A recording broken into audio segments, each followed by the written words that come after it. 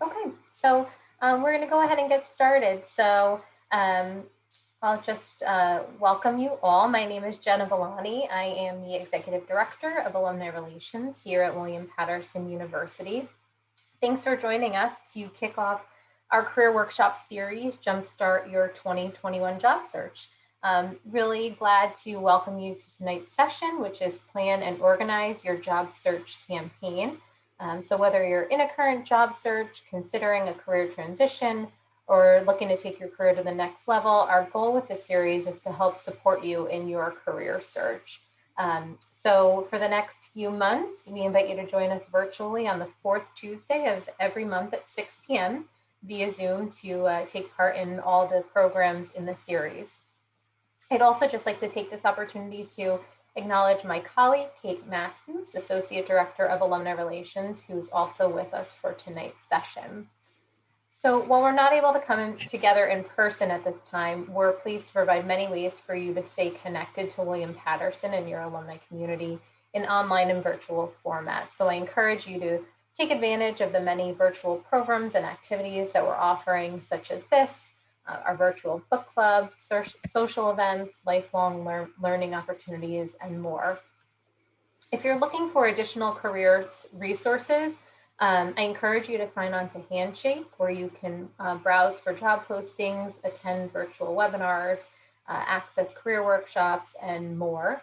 And for recent graduates, for members of the most recent graduating class, I just want to mention that you have access to the full resources of the Career Development Center for up to 1 year after graduation. So again, I encourage you to take advantage of those opportunities. And lastly, we do have an official William Patterson alumni LinkedIn group. So that's a great place for you to make connections and network with fellow alumni. So before we jump in, I just want to share some details on how things will work tonight. So when you entered, your microphones were muted, and we kindly ask that you please keep your microphone muted during the presentation. There will be times where you'll have a chance to unmute and ask questions or share a comment, and we'll let you know when those times happen. And you're welcome to either keep your video on or off, whatever you're most comfortable with. Feel free throughout the session to type questions in the chat box or comments, and we'll take some time to answer those at the end of the session. And lastly, I just want to mention that today's session is being recorded, so it'll be available on demand on our alumni YouTube channel after the session. So with that being said, we'll go ahead and get started. This session, we're going to cover job targets, so why you need them, how to define and identify and prioritize them. It'll also cover how to position yourself for the next job and define your personal brand. We review time management across the 4 ways of getting interviews: job posting, search firms, cold outreach, and networking. We'll learn how to create a strategic job search marketing plan for the active job search. And we'll review setting yourself up for keeping in touch through a contact management system so they think of you when opportunities arise. So again, thanks for joining us. And I'm going to go ahead and introduce our presenter, Rob Hellman. So Rob is the president of Hellman Career Consulting. He's helped over 1,000 individuals to achieve career success and dozens of organizations to improve effectiveness via executive coaching and workshops. Rob is a Get 5 certified senior career and executive coach and a LinkedIn certified professional recruiter, and he's been in private practice since 2003. As a career and executive coach, Rob helps clients move almost every day to define and achieve their career and job search goals, develop as managers and leaders, and navigate through challenging work situations. Rob is a sought-after speaker and has delivered hundreds of seminars, workshops, and keynotes to corporations, higher education institutions, professional associations, government agencies, and nonprofits. Rob is a regular contributor to Forbes. His insights have also appeared in media outlets such as the New York Times, the Wall Street Journal, the Washington Post, the Chicago Tribune, CBS News, CNN Money, ABC News, NBC News, Consumer Reports, Glassdoor.com, and many others. So with that being said, I am pleased to turn it over to Rob. Thanks for that nice introduction, Jenna. Hi, everybody. Glad you're all here. So I think Jenna did a pretty good job summarizing what we're going to cover. I want to mention a couple of quick things, like feel free to, if you have questions, type in your questions into the chat feature, and I'll get to them at the end, probably, the end of the session. I mean, I'll definitely get to them.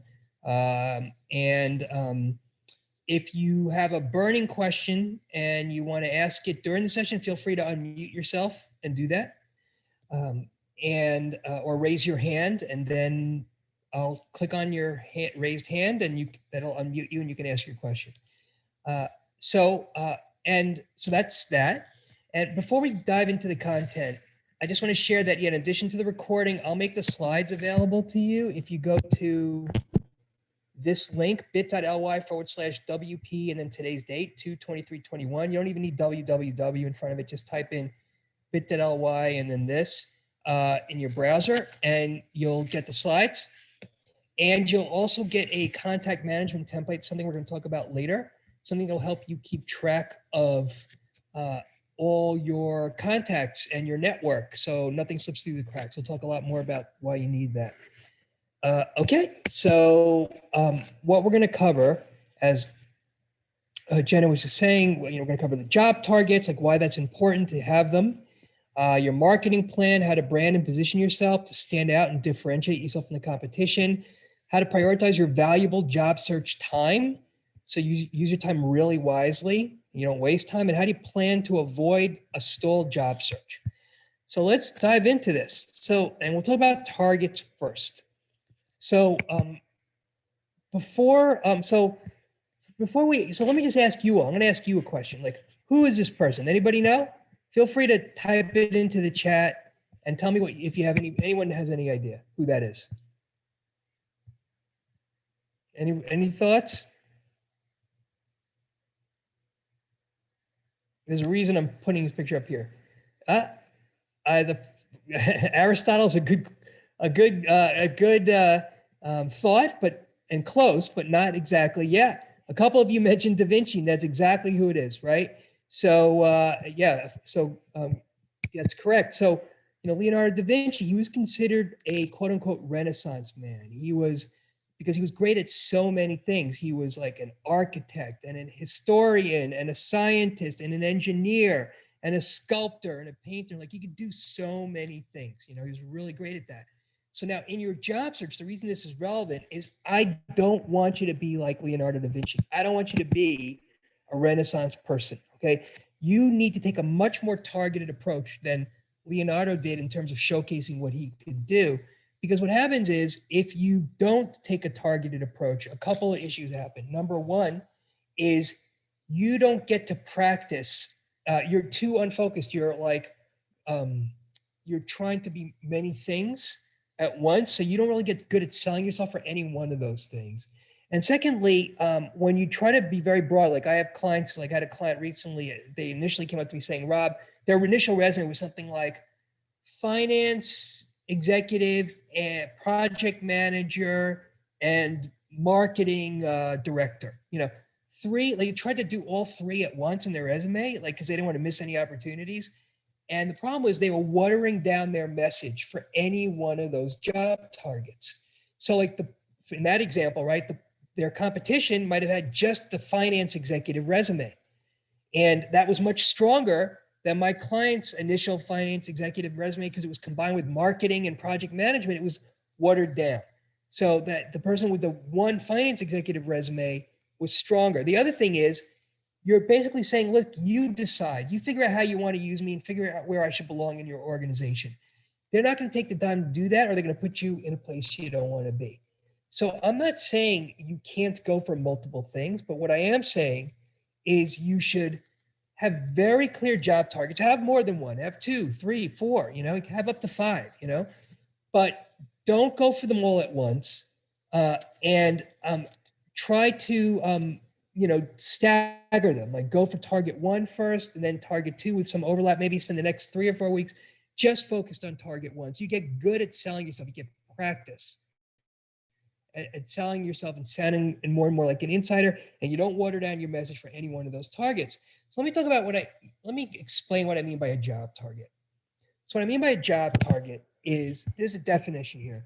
it's these three parameters. Really, the first two are the most important: your job title or description, the type of organization, like the industry, or like, is it a nonprofit or a for-profit? Is it like a startup or, Fortune 100?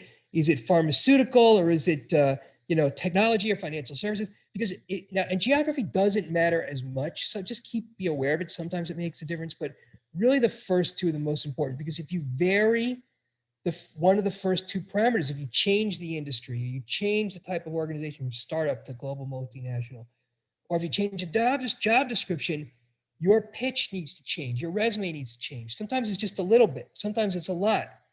But the point is, it's not a one size fits all message. The way you want to think about a job search is, you really want to think about it like, you are no longer, if you are a business analyst or whatever, you are no longer a business analyst in a job search.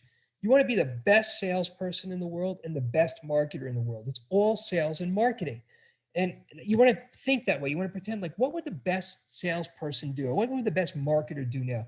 If you think that way, you'll almost know exactly what you need to do in your job search. And any great salesperson, any great marketer will tell you, you got to start with the audience. And so that's what this is here. You got to figure out like, who is the audience for what I'm selling, so I can market myself and sell myself in a way that's going to resonate. You got to know your audience so you can sell yourself. So that's what this is about here, like really knowing your audience. And this is how you want to define your audience. If you change one of these parameters, your audience changes. You got to sell yourself in a different way. So very, very important. If your targets are wrong, everything's wrong. So let's take a shot at this. Anybody want to tell me? Let's take a look at an example. Is this a good example of a job target? And if not, why not? Tell me in the chat. Somebody type it in the chat feature. What are your thoughts? Director of marketing, is that a good example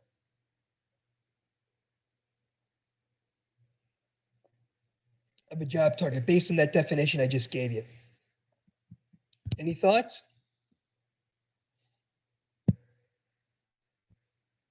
Okay, let's see. Okay, partially. Okay, anyone else? Someone else wrote too broad. Okay. Any other thoughts? Broad, another one. In what industry? Okay. All right, great. Thank you for your comments.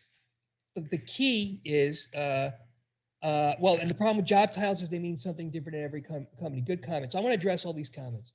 The key thing I was looking for here is the person who said, in what industry? Like, you're missing that. Like, marketing isn't enough. Like, marketing at a nonprofit is very different at a for-profit, or it's different from a startup versus a global multinational, or it's a different, right? And then, so there's that, right? So that's the key. You need that other parameter. You'll change what you're talking about depending on what sector, what industry you're talking to, what type of organization. In terms of people who said too broad, I would say it's too broad in the sense that you're not focused on the industry, right? Now, someone saying, and maybe you meant by this too broad, the job titles mean different things. Well, that is an issue, right? Do the best you can here, and try to figure out, like, look at the job postings, see what they're calling what you want to do. Find the most common name and call yourself that. That's how I would go about it, you know? So anyway, all right, let's try another one. How about this one? Is this good? Marketing technology companies, greater New York City area. What do you think of that? Is that a good job target? Give me your thoughts in the chat. Any thoughts? Okay. Someone wrote, seems pretty specific. Any other thoughts? It sounds like that's a vote of confidence. Marketing is too broad.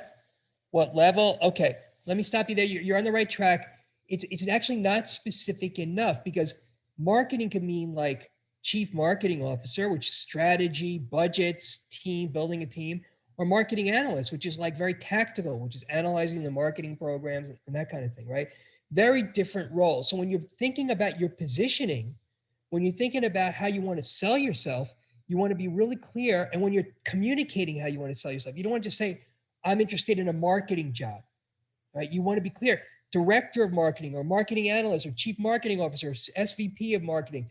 You got to be a little bit more clear so people understand more what you're looking for, so they'll be able to help you And you'll be able to also communicate your value more clearly in all your marketing materials. When I say marketing materials, I mean your resume, your LinkedIn profile, your cover letters, your emails, your pitch, what you tell people, and all those things, right? So you want to be clear about that so you can be in your own head what your target is, so you can be clear when you're communicating to others. So not a great one. Now, this last one, I'll just shortcut it for you. This is pretty specific, right? I would say this is a good example because now you're being very clear about the role. You're being very specific about the types of companies, mid to large technology companies, and even the region, greater New York City area. So that's a good example of a clear job target. So appreciate the thoughts and the comments. So some of you may be thinking, all right, I'm in the planning stage. I'm not sure what I want to target. Maybe there's a few of you saying that, right? So this is the time now in the planning stage to get clear on what you want to target. So what I would be thinking about is, and I could do a whole seminar just on this. We're not going to have time for that, but I just want to give you some thoughts. But how do you figure this out? You got to get data on yourself to make the right decision about how you want to target. That's what I would be thinking about. Like the assessment exercise results, meaning like things you enjoy doing that you're good at, the work-related values that you don't want to compromise on. What's your vision for your life, like 5 years down the road, 15 years down the road? I mean, even broader than the specific role you're going for. What do you want your life to feel like? Because whatever job you take next, you want it to help you get there, right? Or at least not take you away from achieving that vision. You want to live a regret-free life. So just think about like, if I don't do X or if I do Y, what regrets might I have, if any, 20 years from now, So just think about these things because you want all these things to be considered in your decision making. You definitely want to enjoy what you're doing and do it well. If you're not enjoying it, even if you're good at it, you're not going to be happy, and you probably won't be in the job very long. You won't be maybe motivated, or if you love it but you're not good at it, well, you're not going to be there very long either, right? So think about these things, then brainstorm a bunch of job targets, possible job interests. So like if you think about this like in a spreadsheet, like in the columns, put your decision-making criteria, like the results of these assessment exercises. In the rows, brainstorm a bunch of job targets, maybe even starting with the most recent job you had or one that you currently have, and then basically score each of the rows, each of the job targets against the columns, the assessment, the decision-making criteria that you've established to see which ones get the highest score. Score meaning you can, how many of the decision-making criteria are checked off for a given job target. Or sometimes you can make it more complicated. You could throw weighting in there, but this is just a very basic way of just figuring out, very quickly narrowing down your options. So it's trying to do it in a little bit more thoughtful way, not just do the easiest thing. Don't just do the thing like, well, I can get a job here, so I just might as well do that, even though I hate it. No, there maybe I would advocate like be a little bit more thoughtful first. See if you can tweak that and try to incorporate something you enjoy doing that you're good at and all that. Because you'll probably your life will be happier and you'll probably be in your job longer if you do that kind of thing. So anyway, just a few thoughts here. So let's keep moving. And then so that's the job target part. Again, if you have any questions, feel free to type them into the chat feature, or if there's any questions before we get on to the planning part. Does anybody have any questions about what we just discussed around targets? Feel free to unmute yourself or raise your hand if you have any questions. All right. Okay, so let's keep going. And now let's talk about the planning. Now that you're clear on your job targets, you need to have a marketing plan, right? You're the best marketer in the world. You're the best salesperson in the world in a job search. So your marketing plan, the way I would think about it is like 2 to 5 prioritized job targets. You want at least 2, just because if you have just one job target, well, what if that one isn't working out so well? It's good to have at least a backup that you could jump to, right? And we talked about prioritizing them so you don't go for them all at once, because you're not going to get good at selling yourself for any one of them if you're too scattered like that, right? So so the way I would think about this plan, and I'm going to show you an example of one in a couple minutes, is it's got to include a list of the companies you want to go for. You want to rank those companies, A, B, and C, A being the ones you're most interested in. And then you want to guesstimate the number of potential positions by company. Let me talk about each of these things for a second. So first of all, when you list the companies you want to go for in a plan, this implies something about your search that's really, really important. And we're going to talk about more. It implies that you're not just waiting for stuff to show up. You're not waiting for the ad to show up and then reacting, or the recruiter or the headhunter to call, and then you're reacting to that. You're actively going for it. You're figuring out, where do I want to work? And then you're going to try to get meetings at that company that will turn into interviews. That is the essence of like the active job search, of tapping into what we call the hidden job market. That's the way most interviews are gotten these days. We're going to talk more about that in a few minutes, but this implies that active kind of a job search. And active means, harder. I mean, if you're waiting for stuff, it's easy to just be passively waiting and then reacting. Active means you gotta do something, right? But and so it sounds harder, and that's why a lot of people don't do it. But the return on your time investment and that effort you're going to put into that active job search is going to be so much higher than just the passive approach, that it's really worthwhile. So we're going to talk a little bit about that in a few minutes. But the essence of the active approach is you got to start with a plan to go for what you want. You got to get clear on that. So implicit in this plan, as I was saying, is prioritization. You don't want to go for all your targets at once for the reasons we already discussed. At the same time, go for them at one at a time with some overlap. And then this other thing, which is, as I was saying here, guesstimating the number of potential positions by company, because the idea behind this is you want to fish in a sea with a lot of fish. If you're just fishing in a sea with just one fish, it's going to take a really long time to catch one. You're going to have a really long search. That means you basically want to make sure there's enough potential in what you're going for. There are enough potential positions that exist. And I don't mean just open positions, I mean positions closed or open. So let me just give you an example. So I had a client who's going for a chief marketing officer role at hedge funds in a kind of more rural part of the US. And so she was like, I want to be chief marketing officer and she came and identified 13 possible companies in this area, that 13 possible hedge funds where she could be chief marketing officer. That's all there were. So that means, since there's only one chief marketing officer position at each company, that's only 13 positions that she's targeting, and probably they were all full, or maybe a few of them maybe a couple of them are open, but then she has to compete with everyone else trying to get those roles. So basically, that's not enough. I mean, she's in for like a 5-year job search. If she's only targeting 13 potential positions, where most of them are probably filled, so she had to expand her search. She had to get more potential in her job search. And the way she did that is she expanded geographically. She to encompass more hedge funds. She also expanded the types of roles. So she didn't just go for chief marketing officer roles. She went one down. And she also expanded the types of companies. She went beyond hedge funds to get to the more positions. And so if you're thinking about it in terms of potential positions, the rule of thumb I would give to you is target 200 potential positions. You're thinking 200, wow, 200 positions, that's a lot. It's not a lot if you're thinking about it in terms of open or filled. Right? I just want to make sure there's enough potential in your search. Okay. So now you take everything I just shared with you and you put it together and you create a marketing plan that you can now act on. And what's great about putting a plan together like this one, and there's actually something wrong with this plan. I'm going to ask you to tell me what it is after we go through it. So there's a lot right with it, with this plan, but there's one thing that's wrong with it. So you put something like this together and you can share it with other people so they can see what you're trying to do. That makes it easier for them to help you. Um, so let's talk about this. So you can see my client here. What she did was she listed the targets. She had 4 targets.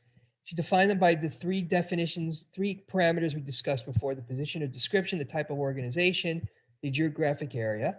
The first one was Senior Investor Relations Officer at a mega cap public tech company in the San Francisco Bay Area. She listed the companies. She guesstimated. This is not like, you don't have to spend a lot of time on this, the number of positions at each of these companies that might exist. So she figured there's only going to be 2 senior investor relations officers at Salesforce.com, maybe 1 at Alphabet, which is like, that's Google, part of Google, 2 maybe at Oracle, 1 at Netflix, right? Director of finance, she figured at Lyft, there's probably 4 positions like that. You know, Airbnb maybe 5. She's just guesstimating. So when she says 5 at Airbnb, she figures it's not 1, it's not 9, it could be 5 or it could be 4 or 6 or 7. It's just a guesstimate, just so you're not kidding yourself. That's what this is about. Okay. So what she did, and then she ranked them A, B, and C, and she did that because what she decided to do was to go for the meetings at the C companies first. Because when you're first starting out doing a job search, you want to, there's some practice, there's some ramping up that's involved. So she wanted to make her mistakes on the C companies and the companies that she doesn't care as much about. So then when she's pitching herself to the A company, she's got her pitch down really well, and she's selling herself in the best way possible. So that's what she did. So what she did then was she said, okay, she added up all the positions, 2s, the 1s, the 4s, the 5s, like across her entire job search, right?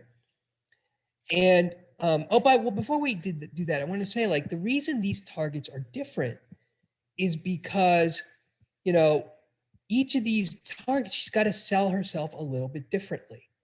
So even though these industries, fashion, retail, are the same, like right here, target 3 and 4, director of marketing, director of corporate communications, is really a little bit of a different resume. It's a different audience. They're looking for different things. So that's why she did it this way, as we were discussing before. So she added up all the numbers of positions, right? And she got 75, okay, total positions that she's targeting, whether open or filled. So let me ask you all, what's wrong with this plan? Type it into the chat feature. What do you all think? What's wrong with this plan? Any thoughts?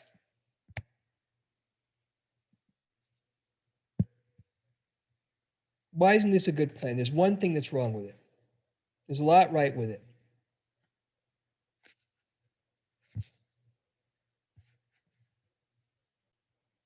Okay, I got, does she want to be in finance or marketing?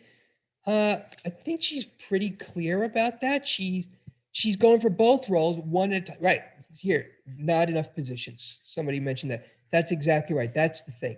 So I got a couple comments like finance or marketing are too varied. It's okay to be varied. It's okay. But what I would say is you don't want to go for them all at once, because you're not going to get great at selling yourself for any one of these. If you try to present yourself in one resume encompassing all these things, people, you're going to water down your message, as we were saying before, or they're going to think it, well, she doesn't really know what she wants, or right. So all this means is that you should only you should go for these one at a time. Like, so the way she did this, she said, target 1, I'm going to create a resume for this, and I'm going to just try and sell myself for target 1 for the next 3 weeks or so. And just get really good at selling myself. I'm going to build some momentum there. And then I'm going to see if I want to go for target 2. Maybe I'll put another resume together. Once I've built some momentum for target 1, I'll put another resume together and start maybe in a month or 3 weeks going for target 2 and selling myself to a different audience for target 2. But the problem here is that she still is going to have a very long search, right? Because she's not targeting enough positions. So what she ended up doing, all she had to do to target enough positions here was to add in New York. Once she added in, she expanded her geography. San Francisco Bay Area and New York, she got more than 200 positions. And so she added the number of companies, basically. She added to this list of companies, and she was able to get to 200 potential positions. That meant for me as a coach and for her that she wasn't going to have like a 2-year job search. She's going to get a job in 3 or 4 months. So I hope that's clear to you. If you have any questions, type them in or unmute yourself if it's not and ask me. Okay, so now once you got the plan, you got to figure out your positioning, right? You're clear on the job targets. Like, what's my positioning for senior investor relations officer at a meta-cap public tech company? What words or phrases do I need to say so they'll understand how I can help them and why I'm better than the competition? You got to make it really clear you're talking to them in a way that's going to resonate with them. So important. If you don't get this right, even if your targets are great, you're not selling yourself the right way, it's not going to resonate. They're not going to want to talk to you more. They're not going to hire you. So the key first is you want to position yourself the same way if possible. Use the same words and phrases across all your marketing channels, okay? So marketing channels, again, means like your resume, your LinkedIn profile, your emails, your cover letters, what you tell people in meetings and interviews. It should be the same messaging.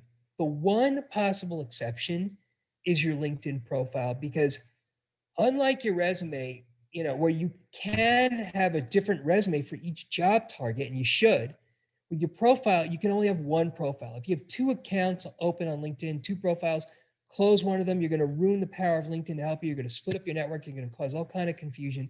You don't want that. So you can only have one profile on LinkedIn, one account. So you have to decide, should I be more broad and encompass multiple job targets in my profile, multiple resumes, or should I be more focused, just have one job target, like essentially mirroring one resume on my profile? Well, there are pros and cons to both of those. If you're broader, well, you're watering down your message for any one of those targets, but you're not excluding anybody. If you're narrower, well, you have a very focused, high impact, powerful message for that one job target, but you're leaving out other job targets. There's no one right answer. This would be a conversation we'd have to have, or, I have this with my clients all the time, or you'd have to think about it and figure out what's best for you. But the idea, though, is to try to have the same messaging across all these marketing channels, because that repetition helps people remember how you can help them. It cements in their mind your value if they see it over and over again in these different marketing channels. It's a very common marketing uh, principle that this repetition is very effective in marketing. So, keeping that in mind, I want to go through an example of positioning. Okay, I want you to give me your thoughts on how this person. So my client was a business director of business analysis in banking and financial services, and he was tired of doing that. He wanted to go to a university and apply his business analysis acumen to university, to a higher education. So, but universities is like a different world than, like, William Patterson University is very different than, J.P. Morgan Chase, right? They want different things. They're interested in different things, right? So my client originally had this on their resume to show how great they were in terms of business analysis, like doubled credit card balances and increased revolver retention by 57%, right? So when they're seeing this at William Patterson, for example, right, for business analysis, thinking like, credit card, what does that have to do with us? They don't understand us. This person doesn't get us. They're talking about credit card balances. Or what's a revolver? Like, that's sort of a credit card term. What's a revolver? We don't even know what that is. They obviously don't understand us. They don't know what it means to do business analysis in university. So forget it, right? But it's so easy to change this, to make it relevant to a university. If you wanted to work for a university in business analysis, like my client did. So I want to ask you, how can you change the first one, double credit card balances? How can you change this pretty easily and make it relevant for a university? If you want to show how great you are and how your business analysis had a high impact on the financial side, what would you do? So give me your thoughts. And if you want, at the same time, give me your thoughts on the second one too. How can you, and this one's even easier, how can you make the most easy, simple change to this one, increase revolver retention by 57%, to make it relevant to a university looking to hire a business analyst? So I'm looking at your chat. Tell me what your thoughts are.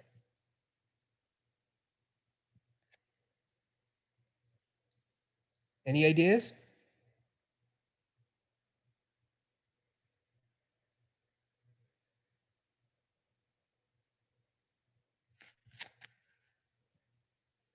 Anyone want to take a shot at this? Super, super easy. Give me your best guess.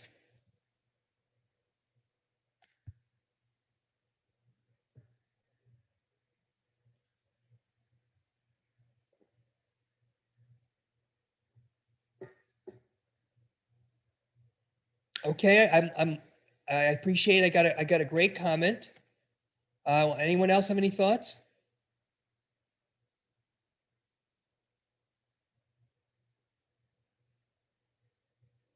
Okay, so I really appreciate the comment for the second one. Up, increase revenue by X. Yeah, all right, you guys are getting it. You're getting it. I appreciate that. So let me talk about what I just saw in the comments. So one of you said increased revenue by X. Absolutely, just forget about credit card balance. It's just use another metric. Well, for her, for him, he used ROI. Hold on. Right? Increase marketing's return on investment, right? But increase revenue, perfect, exactly, right? So another one of you said change it to map to college retention of students, right? Yeah, get rid of the word, basically get rid of the word revenue. I'm sorry, get rid of the word revolver. Just increased retention by X, right? Not increased revolver. Just get rid of the word revolver. And that, because every university cares about retention. It's as simple as that.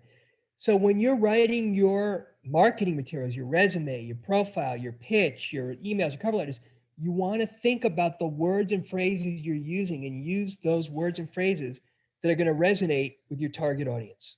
Okay, really important to think this way. Okay, so how do you figure out what your positioning is? So thanks for your comments. I appreciate you guys are, it's a smart group. You're giving me some really thoughtful responses. So that's great. Um, so uh, so what you need to do to figure out your positioning is research. Like I would be looking, if I was in a job search, I'd be thinking like, I'd be looking at the job postings to see like what language, forget about even applying, like what language are they using to um, to find a good candidate. And I want to give that language right back to them, right? That's one of the first things I would do for research. I'd look at LinkedIn profiles too, of people that do what I want to do. I might look at journals of, uh, financial analyst journals as an example, because, an association that represents what I want to do. I might look at the associations. I might ask associations that I'm involved with. I happen to be involved with the ATD. That's why I put them here. Now, this should be, I put Columbia in here, but because I've been spending a lot of time with them, but it really should be William Patterson, right? You should have William Patterson on here and talk to your alumni network and find people at William Patterson who do what you do. Go to the Career Center, they probably have a database of alumni, and take advantage of that. And also join William Patterson LinkedIn groups, like what I would be doing, and then seeing who does what you want to do. I'm going to show you really quickly what I'd be doing if I were you. I'd be going, let me go to LinkedIn, right? Oops, let me close this. Shouldn't be here. Okay, if I'm here, what I'd be doing is I'm on LinkedIn right now. I do a quick search. If you haven't done this already, you should really do this. I click on groups, and I would search for like William. So you want to join the William Patterson, like any kind of Williams Patterson alumni group, right? So I'm just typing this in, right? Yeah, William Patterson, you should all be in this if you're not already, right? 3.7K members, right? It's almost 4,000 members. You should be definitely joining that, right? And then do searches to see what people are doing. And if someone's doing what you want to do, like you might say, listen, hey, we're both alums at William Patterson. I'm just curious. Like, I would love to get your opinion on how I'm positioning myself to do this thing, and get their advice if they're already doing it. Like I would be doing that, just not even to ask for a job. It's about informational meetings to see if you are selling yourself the right way. So to give you an example, just to go back to the slides, right, I'm gonna go back here. Like my client, the way they figured out how to position themselves, they actually did the research. They contacted people at universities where they wanted to work to figure out, like, how should I be selling myself? And that's how they figured it out. They talked to people. So take advantage of that alumni network. That's the point I want to make. You can look at the investor relations section of websites that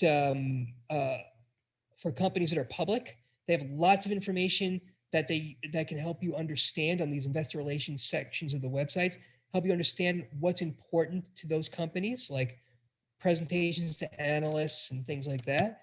And also, I have a bunch of resources on my website. If you click on the resources tab of hellmanconsulting.com, you'll see a lot of resources that can help you figure out how you can position yourself for your job target. So a couple of thoughts there, right? So once you've done that research, you want to develop your pitch.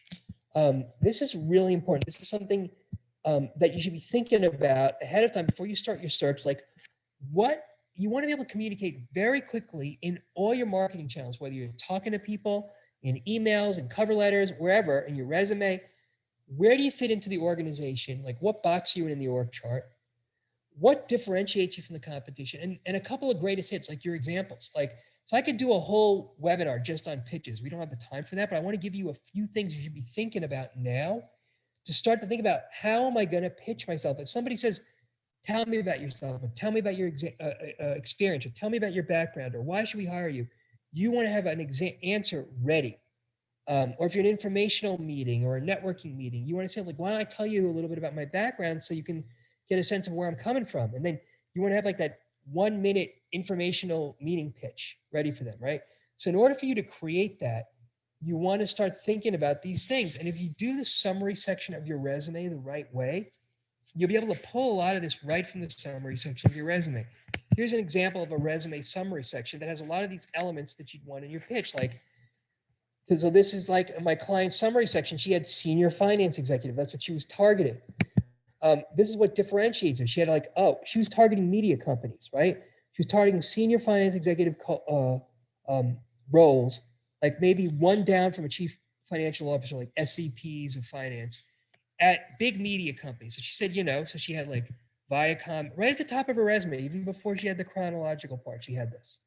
NBC Universal, she had the big media companies, so they don't have to go looking on page 2 to see she worked at NBC Universal. Then she listed a couple of other differentiators, and then she put a bunch of her greatest hits up there. So again, they don't have to look way down on page 1 or buried on page 2 for this fantastic thing she wants them to know about right away. And if you do this the right way, this becomes like your outline for what you would tell people in a meeting. You would say, like, well, sure, I'll tell you about myself. As a senior finance executive, I've had over 15 years of experience in the media industry, including Viacom and NBC Universal and HarperCollins. My experience, I am also a CPA, and I bring M&A and financial planning analysis experience. Want to give you a couple of examples so you know what I'm, get a sense of how I can help you. So when I was at Viacom, I restructured their business model, growing profits from negative 10% to plus 15%. You get the idea. You see how I'm making it conversational? That's what you need to do, right? But there's actually something you want to do even before that, that's not on your resume, that's not here, that you want to be thinking about. I want them to really understand right away what differentiates you in a very compelling way. So you should be thinking about your branding, even before you say senior finance executive or any of this thing. What really makes you interesting? So to give you some examples, I want to give you some examples so you can think about it. I'm not just a finance executive. So yeah, I'm a senior finance executive, but I'm more than that. In my roles as a senior finance executive, I also see myself as an engineer and a diplomat. I'm an engineer because of the problems. I take a very, almost an engineering approach to solving finance problems. I'm a diplomat because of the relationships I need to build. You get the idea. It's like an intro, right? I had another client who was a director of business analyst, that client I was mentioning before. He said, I view my role, and actually I've managed teams over the past 10 years that have successfully turned data into actionable insights that have driven the business forward. Oh, interesting, turn data into actionable insights. That's memorable. I'm going to remember that.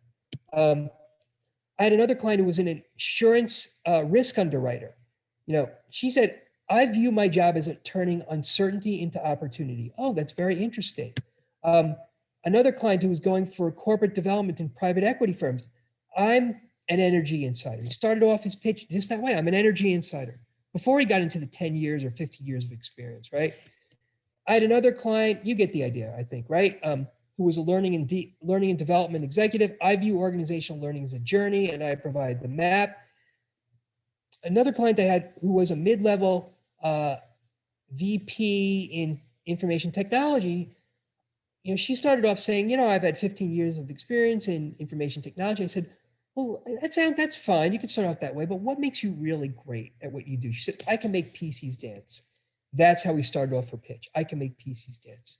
Okay, I think you're getting the idea here, right? So look at these for inspiration. Try to develop your pitch in this planning phase. It's very important you get all this down before you start talking to people.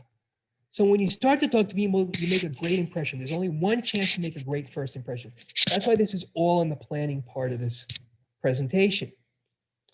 So, okay. So I'm just keeping an eye on the time here.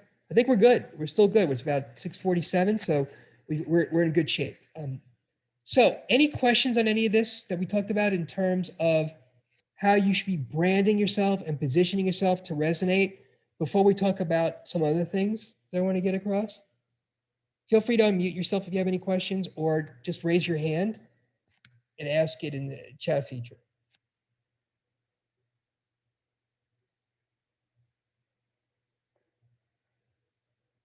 Okay. Looks like there are no questions, so I'm going to keep going. So the other thing you want to do that's really, really important is you want to prioritize the active approach. I started talking about this earlier in the webinar. You know, when I think about the active approach, what I think about is that you want to take control of your career and your job search. You don't just want to be like this guy who's floating around in the ocean, hoping the currents are going to take him to that island of his dreams, right? You want to actively figure out where that island of that dreams is, then swim to it, or even better, rocket to it, okay?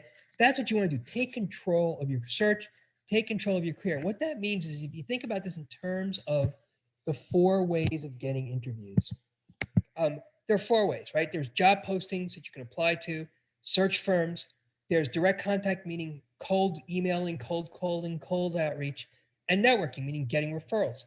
So job postings and search firms only get about 20% of interviews these days. And this is not just from my own experience, from my colleagues' experience as well, but 80% of interviews are gotten through these more active approaches where you're going for it and going out and getting what you want. And as I mentioned before, active means more work, but it's so worthwhile to do it. You know, it means so let's dive into these active approaches a little bit. So when I mean active, the direct contact, the cold outreach, and the networking, what I mean is it implies a certain strategy that you want to take with your search. It's a strategy that's going to help you tap into the hidden job market, which is the relationship-driven market for unadvertised jobs. So basically, this helps you to jump the line. Like if you're applying, just like everybody's applying, and unless you're perfect, I wouldn't even bother applying unless you're perfect. And even then, the chances that the applicant tracking system is going to let you in are just sometimes it's random almost. Like it feels like even you think you're perfect, but you still don't get through. So you have to take it a step further. If you're I would never just apply. I would always try to go around and try to figure out who the hiring person is, not HR, who the hiring person is, and reach out to them directly. And even if there's not an opening, you want to start getting on the radar of people who might be in a position to hire you. So when something does open up, they think of you. Just think about this, like what do great salespeople do? This is exactly what they do. They don't just wait till they know there's a need.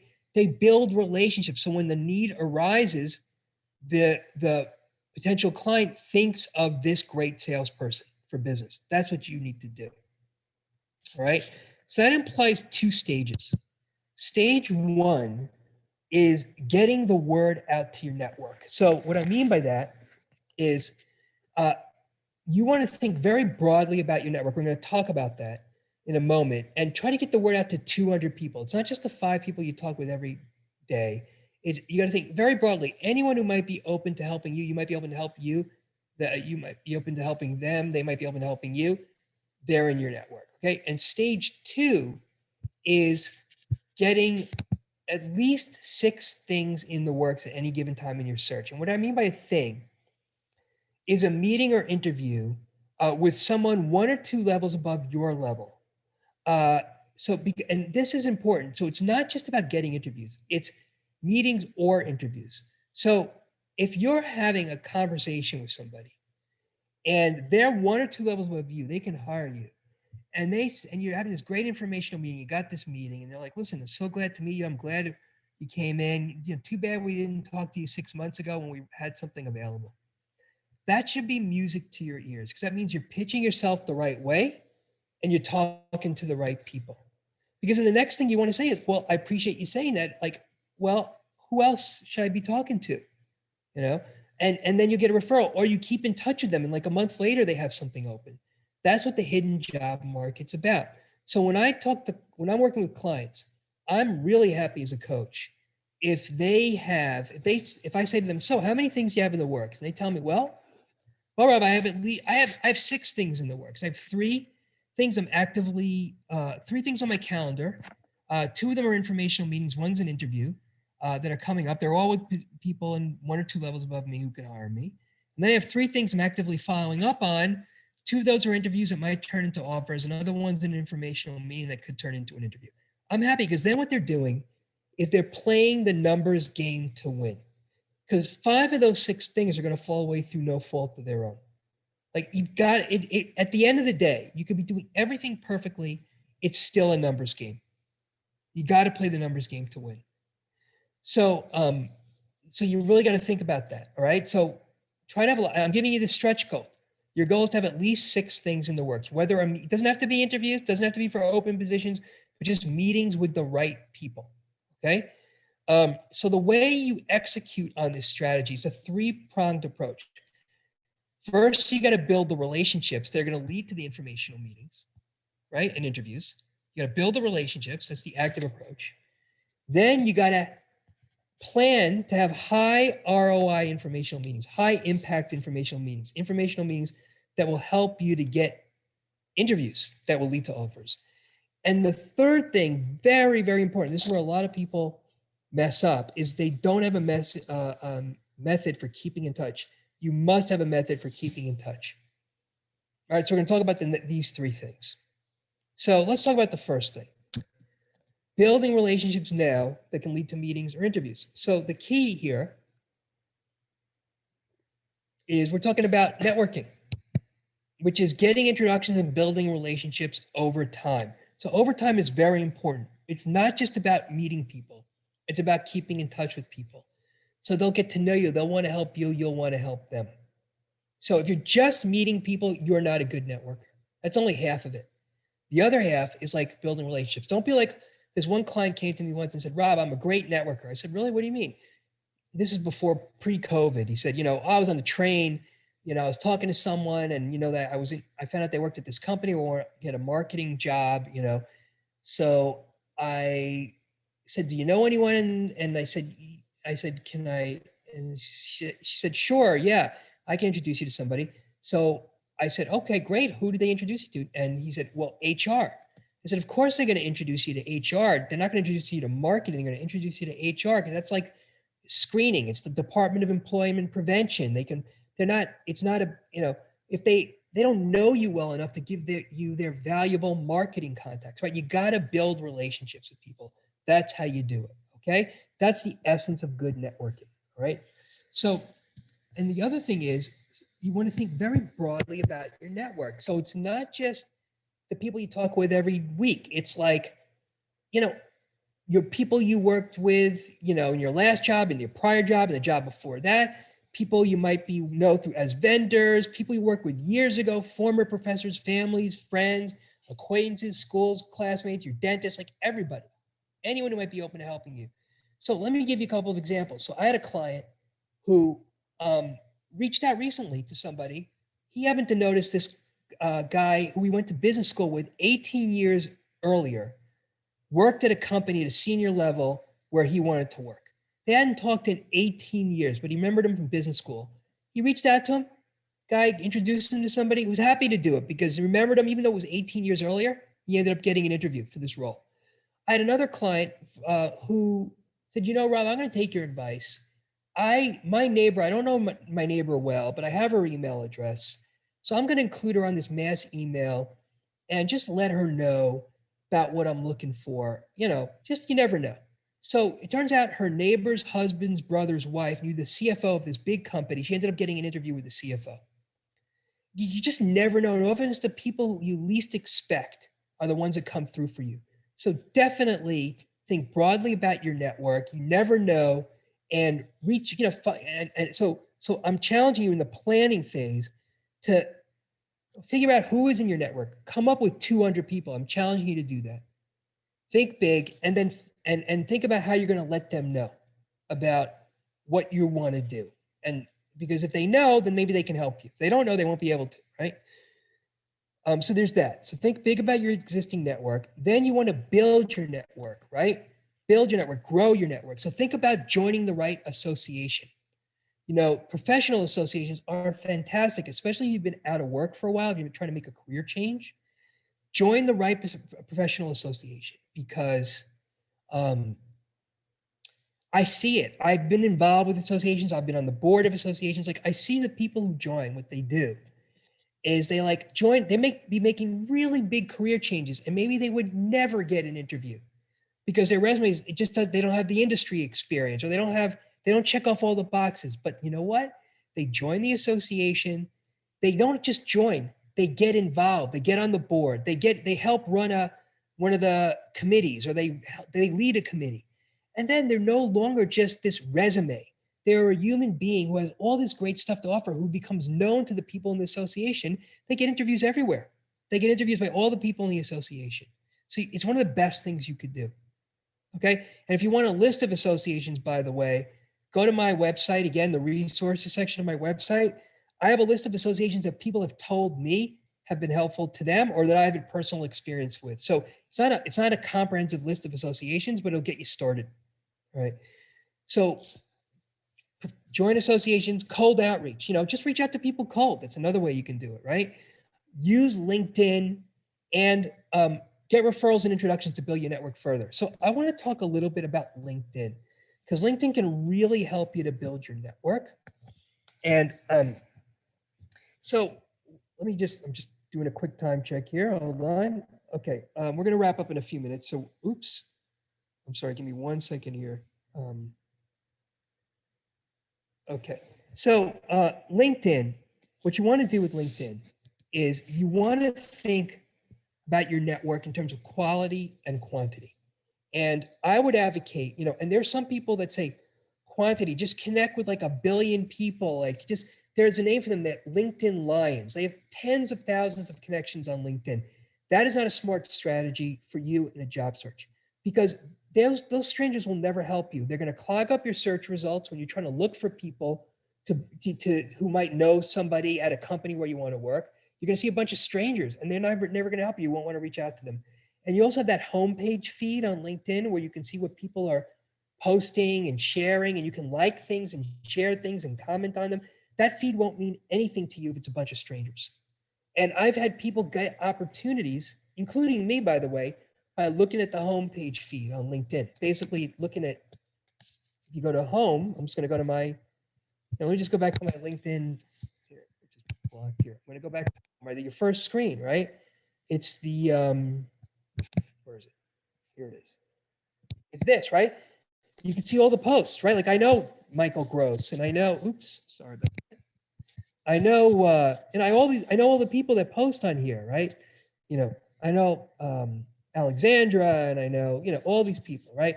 So Ian, I know, so I see these people, and I'm like, I can comment on what they. In fact, I saw somebody recently posted something that they got a promotion. So I hadn't spoken to them in 5 years. I said, hey, congratulations. They really know what they're doing over there. We ended up messaging back and forth. And because of that, I ended up getting some work from them. So that you can do that. But if you have a network of strangers, this won't be useful to you. Okay. So what I say is quality first, then quantity. So connect with a billion people, but try to know all of those, every one of those billion people. So, and when I say quality, I mean know them in some way and you're open to helping them, right? Think very broadly about what that means, just like we were talking about before with the network. Or you get a connection request from a stranger and you want them in your network. So I get connection requests all the time that I just ignore. And sometimes I look and I say, you know what? I might want to, I'll accept their request. Maybe we'll be able to work together. They might become a client or something like that. And then what I do to get to know them is send them a message. I send them a message like this. I say, hi, Margaret. I appreciate your request to connect. Just accept it, as I like to know everyone in my first degree network. I'm curious as to how you came across my profile and or why you decided to reach out. So again, and not just me, my clients have gotten business, gotten opportunities by taking this extra step. You want to try to get to know your network. And if they send you some lame response or they don't respond, just remove them as a connection on LinkedIn. Okay. So what I would advocate for you is to build your network quickly. If you're not on LinkedIn, you should get on it. You should, it's free. Everything you need to do on LinkedIn really is free. Um, and if you don't have a lot of connections on LinkedIn, I would challenge you to get at least 200 connections. Again, think broadly about your network, family, friends, just like we were talking about, acquaintances, neighbors, people you haven't talked to in years. Look for them, right? Go to, if you're new to LinkedIn, import your address book or go to people you may know. You can do both of those things in this My Network tab. And LinkedIn will suggest people you might know that you want to connect with based on what's in your profile and all that. Make sure you have a great profile, by the way, first, because there's only one chance to make a great first impression if you're building your network on LinkedIn. So now, one other thing, you have a great network, you've gotten some informational meetings, now you have an informational meeting. I want to make sure that meeting is great, for you. So a very important thing you need to do in informational meetings is make it easy for them to help you. So if you have an informational meeting with someone who's in a position to hire you and they're like, maybe it's starting to turn into an interview, and that's fantastic, right? They actually like you. There's an opening soon, and now that they've met, they think, you'd be great for this position opening in a month. So wonderful, right? All good. But a lot of times it'll be like, look, you're great, but we don't have anything now. There's a hiring freeze, or too bad we didn't talk with you 6 months ago. So then you pivot. You might say, like, look, I appreciate you saying that. Let's keep in touch. But I'm just curious, given now that we've talked and you know what I can do, if there's anyone else you suggest I might talk to. So you start to sort of ask them about that. And you might even say, look, I just emailed you my marketing plan. I'd love to get your opinion on this marketing plan. I want to get your thoughts on it. So this is something you should put together. This is a document you should put together.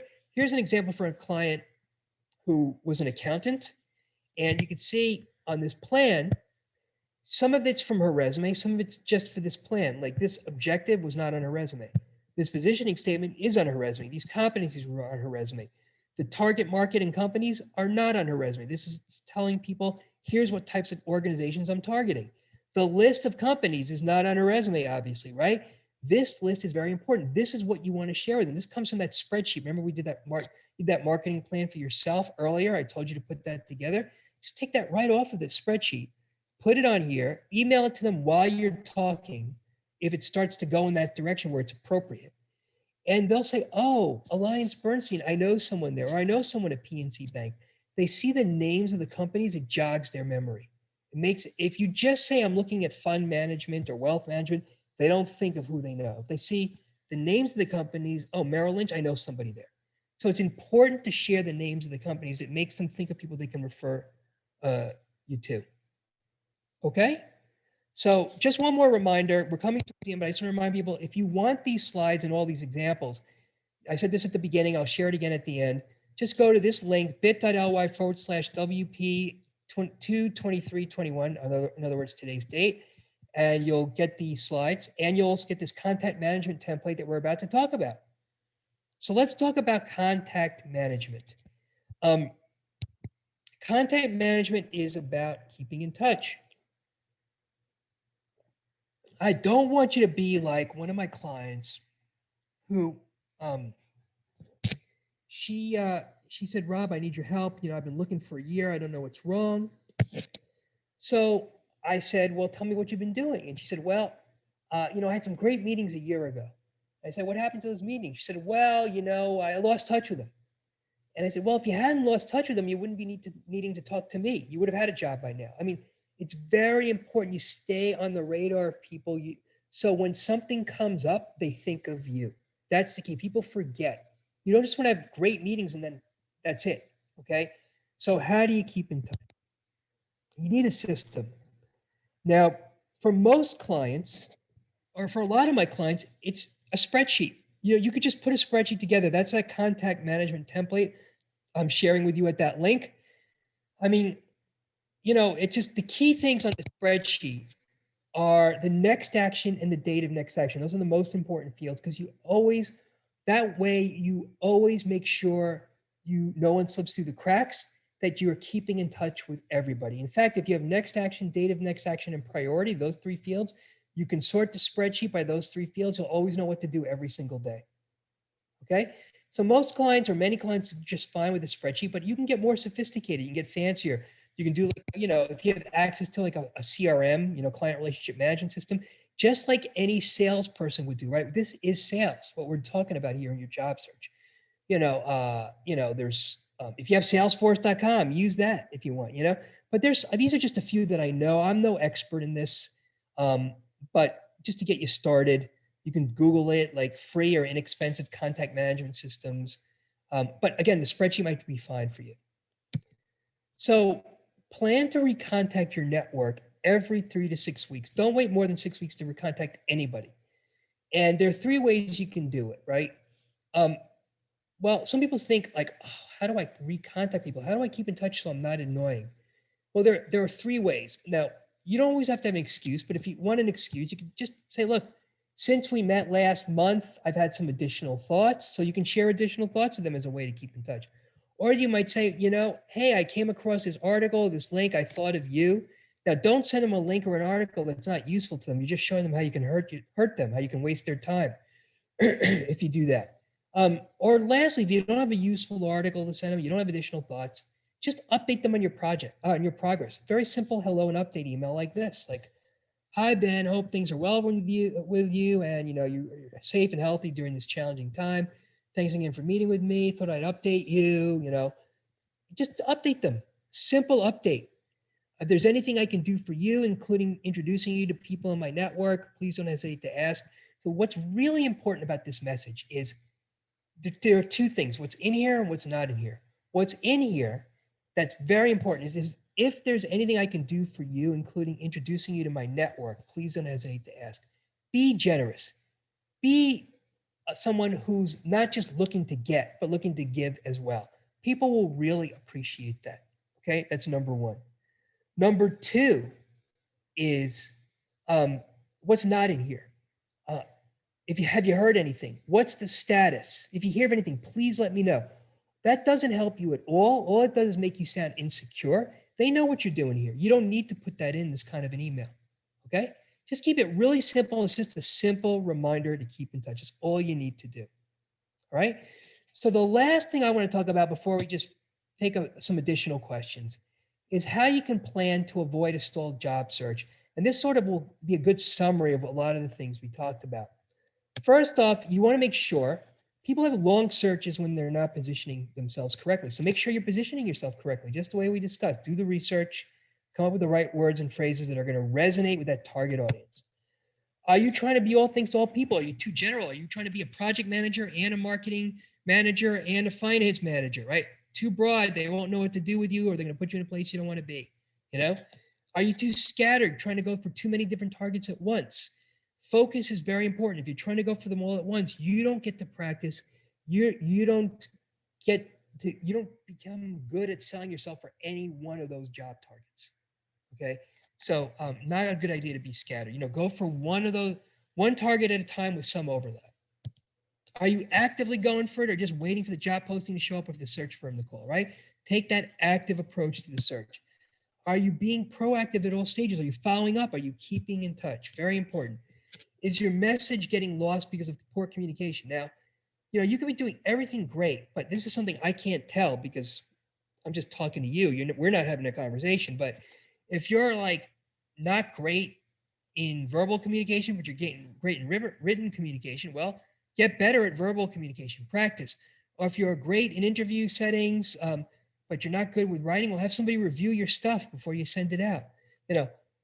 If you're great on the phone but not on video, well, get better on the phone. Like, try to close those gaps. You have to have some self-awareness here. Are you meeting with both the right people and enough of them? This is about having those 6 things in the works, at least 6 things in the works. Are you targeting enough potential? Are you targeting enough fish in the sea? Roughly 200 positions. Are you spending enough time on your search? This is important. So I had a client who, this is, again, I always remember this. This is pre-COVID. He was saying, Rob, I don't know what's wrong. Something's wrong. Maybe I'm too old or something like that. I'm just not getting any traction in the search. So I said, tell me about your search. He said, I said, what did you do yesterday? He said, well, Yesterday I spent like an hour on my search because I had to take my son to the doctor. Oh, how about the day before? Oh, the day before that I was sick. I only spent like a half an hour on my search. I really wasn't up to it. How about the day before that? Oh, we had family in town. I was really spending most of the time. I didn't really have a lot of time to spend on my search. He wasn't putting time into his search. It was clear. So just make sure you're not kidding yourself. If you're not working, this should be your full-time job. You should be 9 to 5, getting at your desk at 9, leaving at 5, taking a couple of breaks, taking a lunch break. If it's part-time, try to get 15 hours a week in there. I mean, if you're working full-time, make it a part-time job, 15 hours a week, like 2 hours a day, Monday through Friday, and then like that's 2.5 hours on Saturday, 2.5 hours on Sunday. You're at 15 hours. Okay. Um, and which leads to my last thing. Like, you really do want to structure, especially if you're out of work. It can be tough. It can be difficult, especially with COVID. You're so isolated. You really want to make sure you can let it go. Like, so have that time where it's like your job. You're there at 9, leave at 5, and then really leave it. you know, do what you enjoy doing. Watch a movie, go to the gym if you can find one that's open. Spend time with your family, whatever it is that makes you feel good. Take care of that. Make sure you have that because you'll be less stressed out, and that's going to make you come across better when you're reaching out to people and when you're in interviews. Okay, very important. So that's all I have. There's the link again if you want to get the slides. Here's my website. Here's a couple of books that you can get on my website or on Amazon. I have my email address. Happy to take additional questions. Feel free to unmute yourself and just ask away. Or if Jenna or Kate, if you want to read me some questions you're seeing in the chat that are useful, I'm happy to take those that are useful, that are relevant. I'm happy to take those. Sure. Thank you, Rob. So there are a few questions in the chat. So the first is, do all the same principles apply to seeking part-time or freelance jobs?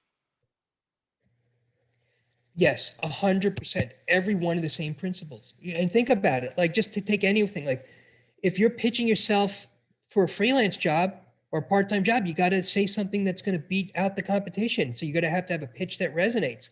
You got to make sure you're right. You want to make sure your resume isn't for your freelance or part-time job isn't too broad or isn't trying to encompass too many different things. Again, it won't resonate with them if you're doing that, right? You want to keep in touch with people who can get you that freelance or part-time job. Totally applies. Totally applies. Great, thank you. So I think this question was related to the pitch and those like lead-in sentences. And the question is, should sentences like that be in our cover letter? Yeah, they can be. Absolutely. You could say something like, I'm considered an energy insider. Yes, absolutely. They can be in your cover letter for sure. Yep. Great. Great Okay, thought. next question is, since COVID, have you seen an increase of companies hiring out-of-state employees without relocating, especially coming from the New York area? I'm sorry, I missed a word there. Increasing companies hiring what? Out-of-state employees without relocating. So I guess, remote, is there a larger Yeah. Oh, opportunity for remote work? absolutely. For sure. Yes. A much more opportunity for remote work than there used to be. People are getting very comfortable with that. It's very interesting. Absolutely. Okay, the last one I see here for now is, over the years, I've become connected on LinkedIn with people I really don't know well at all. Should I disconnect from them now? Great question. Yes, I would say here's what I would do. Because you want to get to know everybody in your network. If you don't know them, it's going to be detrimental to you. If you try to do searches to find people, you want to work at a company, you do these searches, and then like all these people can introduce you, but they're all a bunch of strangers. Like this is like you don't want to see the strangers. You want to see the people that you might know in some way who might actually want to introduce you. So what I would do is try to get to know those people. Send them a message. Say something like, hey, I see we're connected on LinkedIn. I'm trying to get to know everybody in my first degree network. How are things going over at your company? Or something like that. To build like make new business friends. If they don't respond, just remove them. That's how I would do it. Great. Any other questions for Rob? We'll give it just a minute while we're waiting. I'll just mention, I just put a link in the chat to the descriptions and registration links for all of the upcoming seminars that Rob will be doing with us. So just a reminder to go ahead and sign up for the future sessions in the series. So any final questions? You can unmute yourself too if you want.